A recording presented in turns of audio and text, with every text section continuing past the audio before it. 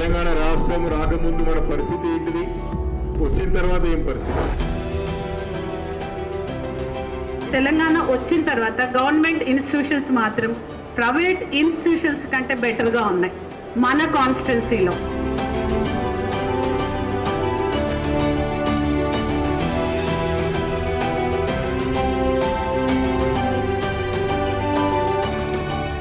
Facilities అయినా, నీట్నెస్లో అయినా, క్వాలిటీలో అయినా కానీ ప్రైవేట్కి భిన్నంగా కాకుండా కరెక్ట్గా దానికంటే ఎక్కువనే ఉన్నాయి. ఎగ్జాంపుల్ చెప్తా, దుందిగల్ గవర్నమెంట్ హాస్పిటల్కి ఒకసారి వచ్చి చూడండి, కనీసం ఒక స్మెల్ కూడా ఉండదు. ఈ చుట్టుపక్కల ఉన్న పెద్ద పెద్ద హాస్పిటల్స్ కూడా అంత నీట్గా ఉండవు. స్టార్టింగ్ పాయింట్ మాత్రం మన వివేక్ గారే చేశారు. సో ఇది రియల్గా సార్కి మన తరపు నుంచి చాలా గ్రేట్ఫుల్గా ఉన్నాం. Thank you very much sir. Once again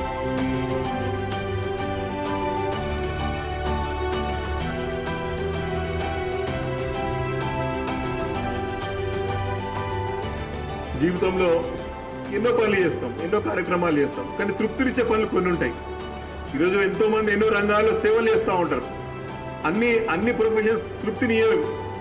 మీరు చేసే సేవ ఎంత మంచి సేవ అంటే ఆ భగవంతుడి రూపంలో మీరు కనపడతారు. ఆ ఒక పుణ్యం మీ పిల్లలకు ఉంటుంది. భవిష్యత్తులో మీ పిల్లలు ఉన్నత శిఖరాలు చేరుకుంటారు.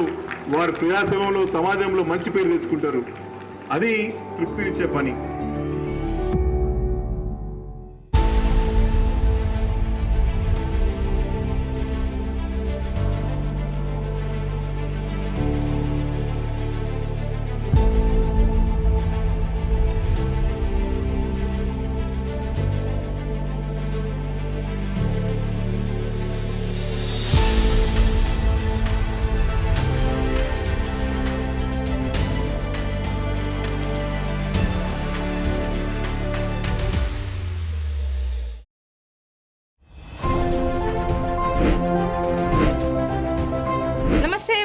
ఇప్పుడు కుత్బల్లాపూర్ నియోజకవర్గంలో అంగట్పేట్ విలేజ్ లో దగ్గర ఉన్నాము. ఈ దంపతులకు డబుల్ బెడ్రూమ్ ఇల్లు వచ్చింది. వీళ్ళకి ఈ డబుల్ బెడ్రూమ్ ఇల్లు వచ్చినందుకు చాలా సంతోషంగా ఉండరు.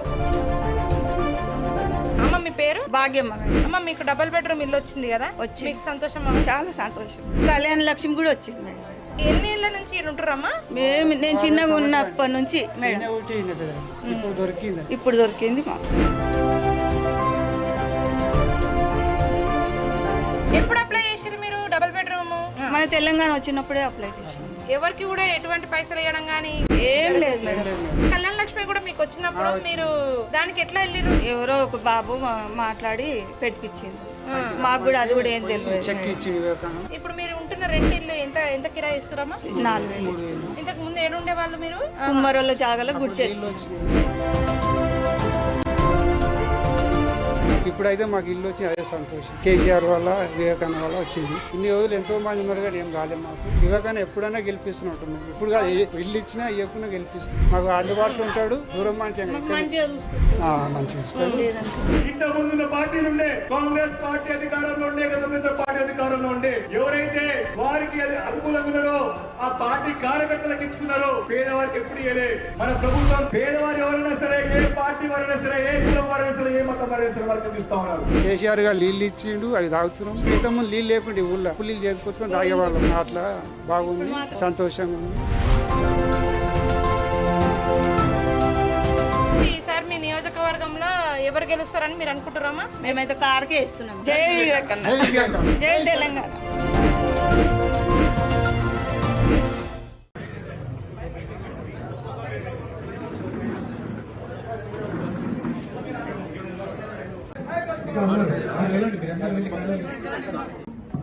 అధ్యక్షులు మహేష్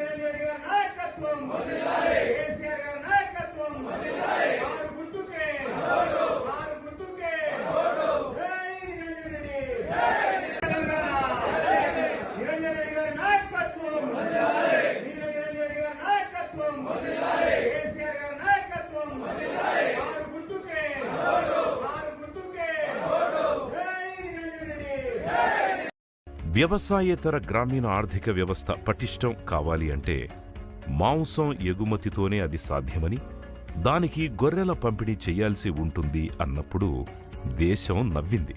కానీ ఆ గొర్రెల పెంపకమే గ్రామీణ ఆర్థిక వ్యవస్థకు కేంద్రంగా మారింది. కుత్బుల్లాపూర్ మండల్ నుంచి కూడా మొదటి స్థాయిలో ఫస్ట్ విడత నుంచి మాకు సుమారు 100 నుంచి 150 డీడీలు కట్టడం జరిగింది. మొదటి విడతల్లోనే మాకు గొర్రెలు ఇవ్వడం జరిగింది. అదేవిధంగా ముందుగా మరి ప్రతి ఒక్కరు కూడా తీసుకురు. ఇంట్లో ఒక్కరు కాదు, ఉన్న ఎంతమంది ఉంటే అంతమందికి ఇవ్వాలన్న ఉద్దేశంతో మరి ఖచ్చితంగా అందరికి ఇవ్వడం జరిగింది. ఇచ్చినందుకు పేరు మనకు ధన్యవాదాలు చెప్తున్నా సార్ గారికి.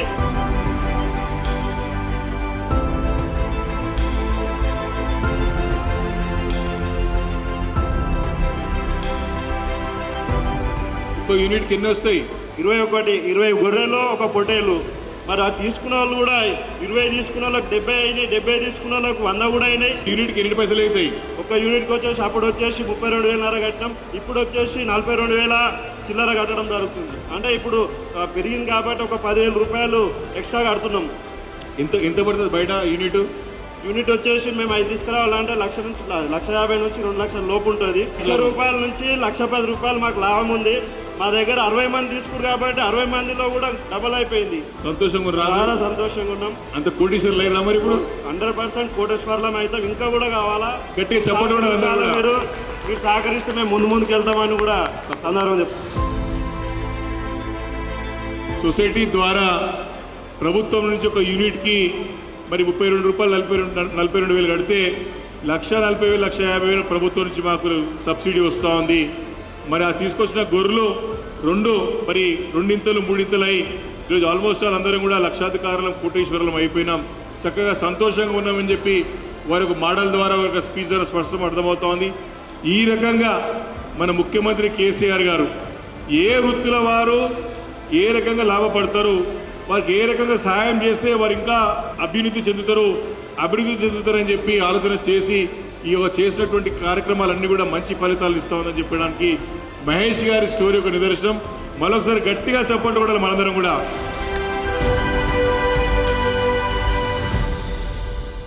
గుడ్ ఆఫ్టర్నూన్ మీడియా మిత్రులందరికీ నమస్కారం. నేను doctor Vijay Kumar, Yashoda hospital Secunderabad unit head.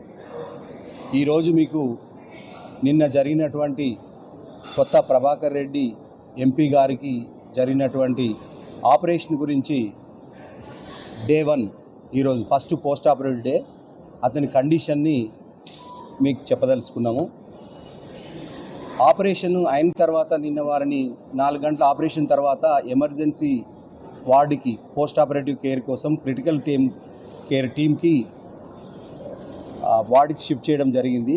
Shift చేసిన తర్వాత వారు ఈరోజు మార్నింగ్ రౌండ్స్ చేసినప్పుడు వారికి ఉన్నటువంటి అబ్డామిన్లో ఇంజురీ తాలూకు ఫ్లూయిడ్స్ బయటికి రావడానికి ఉన్నటువంటి డ్రైన్స్ కూడా చెక్ చేయడం జరిగింది. డ్రైన్స్ 20 ml వరకు కలెక్షన్ కూడా ఉంది. డ్రైన్స్లో బీపీ మెయింటైన్ అవుతుంది. వారి ఆరోగ్యము ఇప్పుడే నిలకడగా ఉందని చెప్పడానికి కష్టము. ఎందుకనంటే ఆపరేషన్ తర్వాత ఫస్ట్ పోస్ట్ ఆపరేటివ్ డే రోజు బ్లడ్ సెల్స్ కౌంట్స్ అవన్నీ కూడా కొంచెం ఎలివేటెడ్గా ఉన్నాయి. ఈ పరిస్థితులలో పేషెంటు ఇంకా కొద్ది రోజులు ఐసీయూలోనే మెయింటైన్ చేయాల్సినటువంటి అవసరం ఉంది. ఆంకాలజిస్ట్ నిన్న ఆల్రెడీ మీడియా మిత్రులందరికీ ప్రభాకర్ రెడ్డి గారి హెల్త్ గురించి జరిగిన సర్జరీ గురించి ఆల్రెడీ మీకు వివరించడం జరిగింది. నిన్న సర్జరీ తర్వాత మనం ఇంటెన్సివ్ కేర్ యూనిట్లో మేనేజ్ చేస్తూ ఉన్నాము. ప్రస్తుతానికి ఆయన కండిషన్ స్టేబుల్గా ఉంది. కాకపోతే ఒక పేగును రిమూవ్ చేసి దాన్ని జాయింట్ అతికేసాము.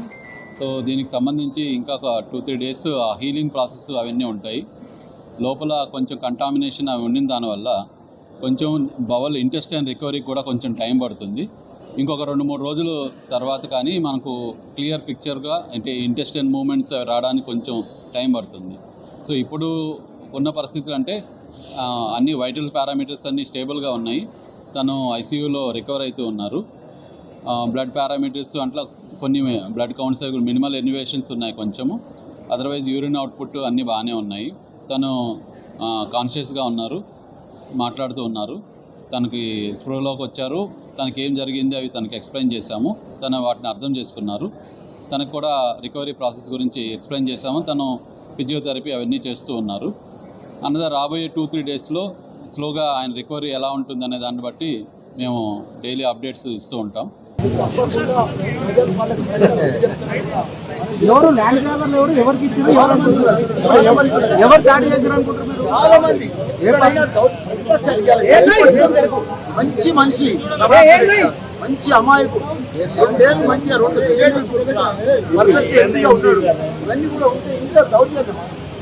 వాళ్ళకి ఎక్కడ పొందడం లేదు, తెలంగాణలో ఎక్కడ అవకాశాలు లేవు. కాబట్టి ఏదో ఒకటి తప్పిపోతున్నారు, ఏదో ఒకటి దౌర్జన్యానికి. మా దగ్గర చూస్తున్నాం, పైన ల్యాండ్ గ్రాబర్ మొన్నటిదాకా మా దగ్గర బీఆర్ఎస్లో ఉండి తప్పించుకొని పోతాం. ఏమైనా మల్లారెడ్డిని చూసుకుంటా, ఆయన అంత చూస్తా, ఆయన కాలేజీ పనిచేస్తా, ఇది వాళ్ళ భాష. ఇది రేవంత్ రెడ్డి మొత్తం ల్యాండ్ గ్రాబర్లకు, రౌడీలకు, వాళ్ళకి అందరికీ కూడా సీట్లు. వాళ్ళు ఏం చేస్తారు, ఇప్పుడు జనం మీద పడతారు, ఎట్లకెళ్ళి గెలవాలని వాళ్ళు ప్రయత్నం చేస్తారు. కానీ ప్రజలు తగిన బుద్ధి చెప్తారు వాళ్ళకు. ప్రస్తుతం మన ముందు యశోద హాస్పిటల్. నిన్న కొత్త ప్రభాకర్ రెడ్డి మీద ఎప్పుడైతే దాడి జరిగిందో ఆ తర్వాత సాయంత్రం తర్వాత ఇక్కడే నా వెనుకాల కనిపిస్తున్నటువంటి ఎమర్జెన్సీ వార్డ్ దగ్గరనే వచ్చి ఆయన హుటాహుటిన లోపలికి తీసుకెళ్ళి దాని తర్వాత ఆపరేషన్ అన్నీ చేసిన తర్వాత ఈరోజు ఐసీయూలోకి షిఫ్ట్ చేసి ఇంకొక 3-4 రోజుల పాటు ఆయన అబ్జర్వేషన్లో పెట్టిన సిచ్యువేషన్ మనకు కనిపిస్తోంది. చాలామంది ఇక్కడ దుబాకకు సంబంధించిన వాళ్ళు చాలామంది వచ్చి వాళ్ళ నాయకుడు ఎట్లా ఉన్నాడు ఏంటి అని తెలుసుకునే ప్రయత్నం చేశారు. అండ్ ఇప్పుడున్నటువంటి యశోద హాస్పిటల్, ఇది సికింద్రాబాద్కి సంబంధించిన యశోద హాస్పిటల్, కంప్లీట్గా VVIPs అందరు వచ్చినటువంటి సిచ్యువేషన్. నిన్న ఎప్పుడైతే కొత్త ప్రభాకర్ రెడ్డిని ఇక్కడ తీసుకొచ్చి ఆపరేషన్ చేశారో అక్కడే సీఎం కేసీఆర్ కూడా వచ్చి ఆయనను పరామర్శించి వెళ్ళడం జరిగింది. అండ్ కేటీఆర్ కూడా వచ్చారు.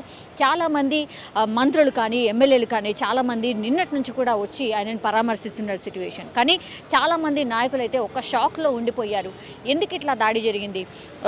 ఎమ్మెల్యే క్యాండిడేట్ అండ్ ఆల్రెడీ ఎంపీగా ఉన్నటువంటి కొత్త ప్రభాకర్ రెడ్డి పైన ఇట్లాంటి దాడి జరగడం అయితే అందరూ ఖండించిన సిచ్యువేషన్ కనిపిస్తోంది. చాలామంది బీఆర్ఎస్ నాయకులు మాట్లాడుతూ కూడా ఇట్లా హత్య రాజకీయాలు ఎప్పుడు తెలంగాణలో చూడలేదు, ఇట్లాంటి హత్య రాజకీయాలకు ఎందుకు పూనుకుంటున్నారు, ఇది ఎంత మాత్రం కరెక్ట్ కాదు, రాజకీయాలకు అతీతంగా అండ్ పార్టీలకు అతీతంగా అందరూ ఖండించాల్సిన సిచ్యువేషన్ ఉంది. ఎందుకంటే ఇట్లాంటి హత్య రాజకీయాలు తెలంగాణలో ఏమాత్రం చూడలేదు అండ్ ఏమాత్రం ఇవి మంచిది కాదు అన్నటువంటి విషయాన్ని కూడా చాలామంది మాట్లాడడం జరిగింది. అండ్ ఇట్లా చంపడానికి ప్రయత్నించడం ఏంటి అనేది కూడా ఒక షాకింగ్ లాగా ఉండిపోయింది. అందరూ కూడా ఒక్కసారి కొత్త ప్రభాకర్ రెడ్డి మీద ఒక కత్తితో దాడి చేసిన తర్వాత మాత్రం చాలామంది అక్కడ ఉన్నటువంటి కార్యకర్తలు కావచ్చు, లేదంటే గన్మ్యాన్ కావచ్చు, అక్కడ ఉన్నటువంటి చాలామంది కార్యకర్తలు వాళ్ళు ప్రచారంలో ఉన్నప్పుడే ఇన్సిడెంట్ జరిగింది. ఒక షాక్లోనే ఉండిపోయి హుటాహుట్న ఆయనను గజ్వేల్కి సంబంధించిన హాస్పిటల్కి అయితే ప్రాథమిక చికిత్స కోసం తరలించారు. ఆ తర్వాత ఆయనకు మెరుగైన చికిత్స కోసం అయితే సికింద్రాబాద్లోని యశోద హాస్పిటల్కి తరలించారు. నిన్న సాయంత్రం ఈ పాటికి ఎమర్జెన్సీగా మంత్రి హరీష్ రావు కూడా అంబులెన్స్ వెంట వచ్చి లోపలికి తరలించారు. ఆ తర్వాత 4 గంటల పాటు డాక్టర్స్ పర్యవేక్షణలో ఆయనకు సర్జరీ కూడా జరిగింది. పేగుకి కొంత గాయమైంది కాబట్టి, కట్ అయింది కాబట్టి ఒక పేగును కట్ చేసి ఇంకో పేగుకి అటాచ్ చేశారు అని కూడా చెప్తున్నారు. ఇది మేజర్ ఆపరేషనే, ఎందుకంటే 4 గంటల ఆపరేషన్ అంటే మామూలు విషయం కాదు. అండ్ కొంతవరకు లోపల వరకు కత్తి దిగింది అని కూడా చెప్తున్నారు. సో ఇన్ఫెక్షన్ సోకే అవకాశం ఉంది అని కూడా డాక్టర్స్ చెప్తున్నారు.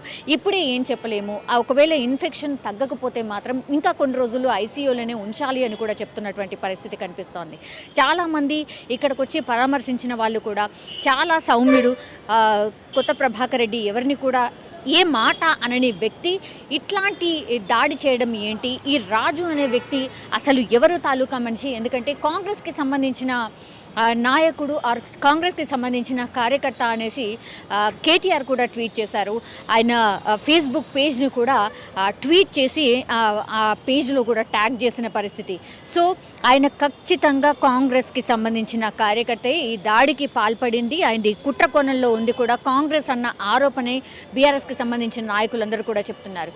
సో మేము గెలవబోతున్నామని ఆ కోపంతోనే టోటల్గా మా మీద కుట్ర పన్ని ఇట్లాంటి హత్యా ప్రయత్నం చేశారు అని కూడా వాళ్ళు వాదిస్తున్న సిట్యుయేషన్ కనిపిస్తోంది.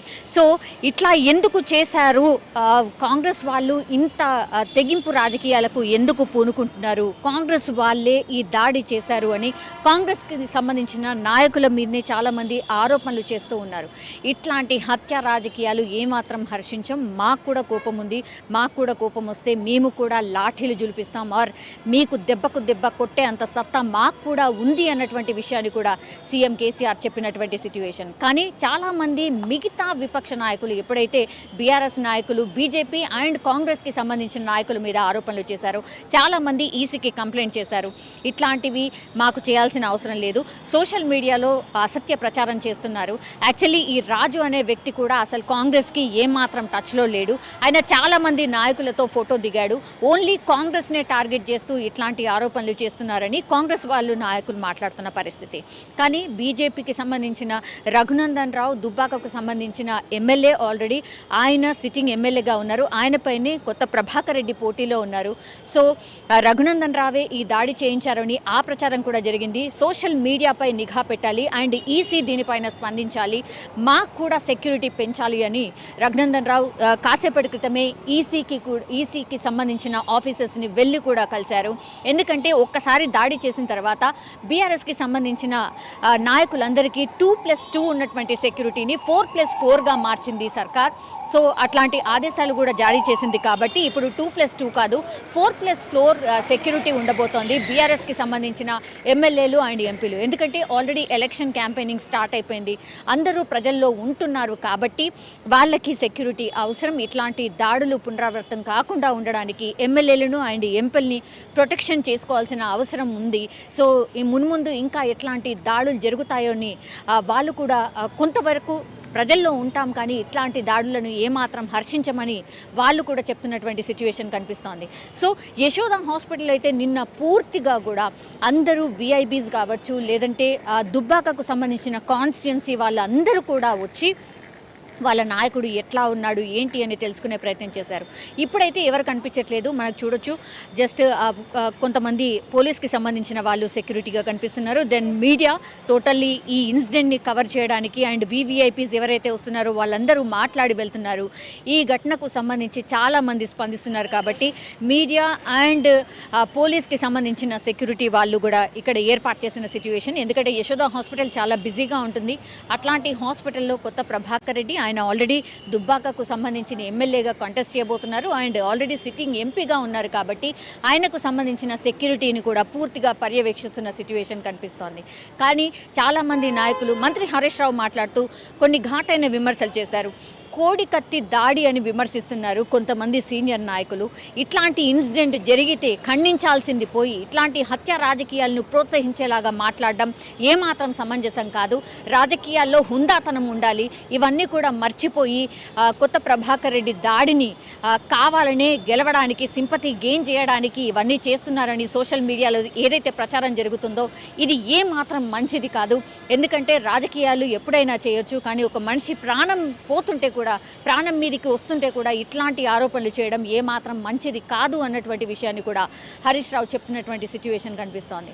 సో ప్రస్తుతం అయితే కొత్త Prabhakar Reddy family members and కొత్త ప్రభాకర్ రెడ్డికి అయితే లోపల ఐసీయూలో ట్రీట్మెంట్ అయితే కొనసాగుతోంది. డాక్టర్స్ పర్యవేక్షణ పూర్తిగా critical care unit and surgery చేశారు కాబట్టి సర్జరీకి సంబంధించిన డాక్టర్స్ కూడా పర్యవేక్షణలో పూర్తిగా ప్రభాకర్ రెడ్డి ఆరోగ్యంపై అయితే ఎప్పటికప్పుడు ఆ టీం పర్యవేక్షిస్తోంది, అప్డేట్ ఇస్తోంది అండ్ హెల్త్ బులెటిన్ కూడా రిలీజ్ చేస్తోంది. సో చూడాలి, ఇంకో 4-5 రోజులైతే ఖచ్చితంగా పడుతోంది అండ్ ఆ వూండ్ ఏదైతే ఉందో అది హీల్ కావడానికి ఇంకొంత టైం అయితే డెఫినెట్లీ పడుతుంది అనేసి అయితే డాక్టర్స్ చెప్తున్న పరిస్థితి. కానీ ఇప్పుడే ఏం చెప్పలేం, అంటే ప్రాణాపాయం నుంచి పూర్తిగా తప్పుకున్నారా, పూర్తిగా ప్రాణాపాయం నుంచి బయటపడ్డారా అని కూడా మేము ఇప్పుడే చెప్పలేము. ఇంకో 3-4 రోజులు పడుతుంది.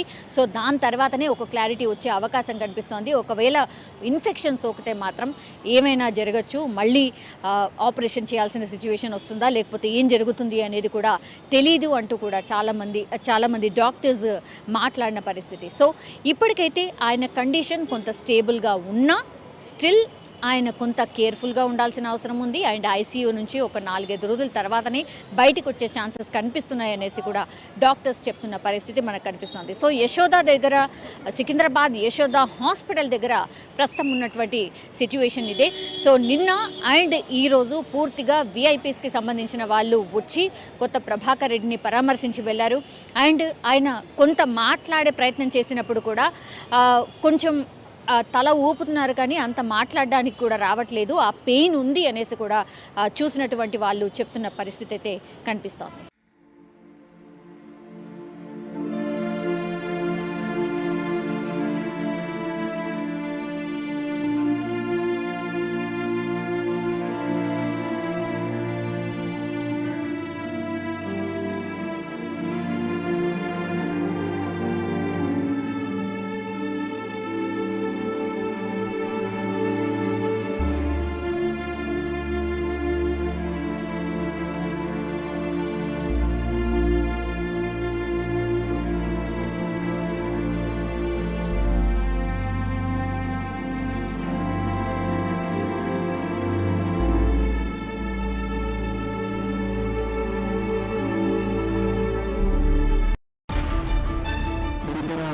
ప్రాంతాల్లో దూరం అవుతుందని చెప్పేసి చాలా మంది ఆడపిల్లలు కూడా కాలేజ్ పంపిన పరిస్థితి 2014 నుంచి ఉంది.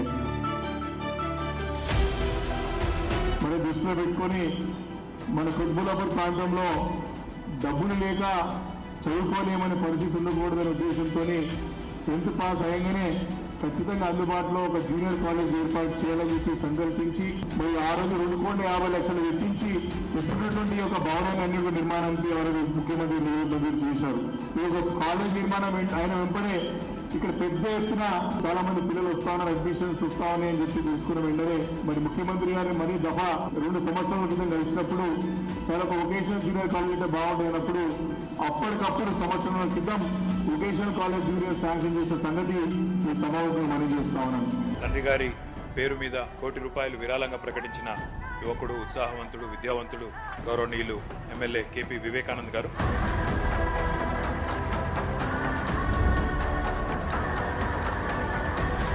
ఎప్పుడైతే వొకేషనల్ కాలేజ్ శాంక్షన్ చేసిందో డిగ్రీ కాలేజ్ కూడా అదే రోజు మంజూరు చేసిన సంగతిని గుర్తు చేస్తా ఉన్నా. అక్కడికి కాకుండా మెడికల్ కాలేజీలను మంజూరు చేసిన సంగతి సందర్భంగా మరొక చేస్తా ఉన్నాను.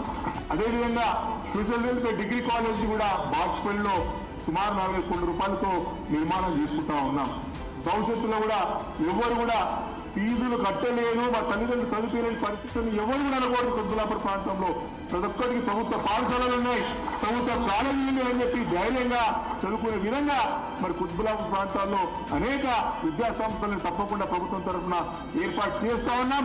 భవిష్యత్తు గురించి అవసరం ఏర్పాటు చేసే రెస్పాన్సిబిలిటీ బాధ్యత తప్పకుండా తీసుకుంటామని చెప్పేసి కూడా మనస్ఫూర్తిని మనవి చేస్తా ఉన్నాను.